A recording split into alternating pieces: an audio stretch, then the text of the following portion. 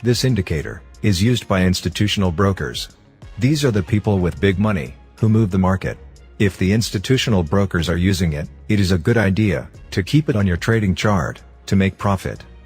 So first, what is VWAP, and why people with big money use it? Let's look at an example. So, here, we have an intraday chart.